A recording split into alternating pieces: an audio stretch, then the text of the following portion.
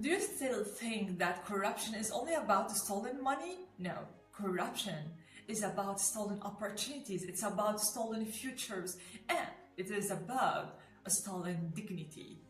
Today I'm not talking as a certified fraud examiner expert and not as an idealist philosopher in politics, but I'm talking as a human being who believes that ethics in politics isn't a luxury, it is a moral mission toward humanity. Many people think that fight against corruption is hopeless and thus it is meaningless. Maybe they are right because that fraud will always exist. But even though we may not uproot corruption completely and totally, but we have to remember that history shows us that every generation faces its own fraudsters, its own abuse of power, and its own hidden crimes. The real question isn't whether we can completely uproot the corruption and the fraud crimes from any society. The real question is whether there will always be people awake enough and aware enough to resist the fraud and corruption. Remember, countries don't become better because they become zero corruption. They become better because the honest people in those societies, in those countries, refuse to surrender to fraud and corruption.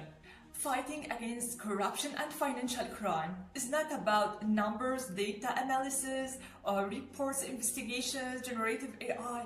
Fighting against financial crime is about protecting hospitals from losing their resources, protecting schools from being robbed of its futures, protecting citizens from losing faith in their homeland. This mission requires knowledge because fraud, crimes happens usually in darkness and ignorance, not under the spot of the light.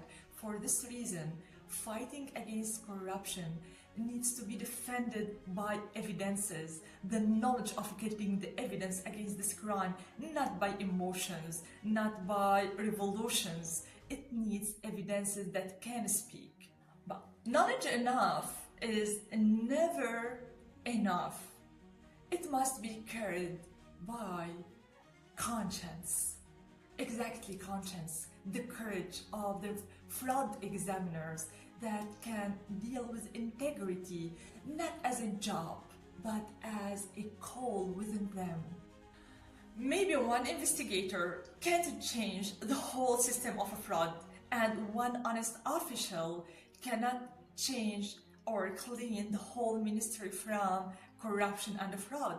But whenever there are people who exist and care to fight corruption and fraud will never win completely, and that's absolutely important. The true victory isn't by eliminating corruption completely. The true victory is by creating leaders in every generation that are aware and smart enough, genuine enough, honest enough, who have enough call within to fight corruption and fraud for the sake of humanity in their own generation.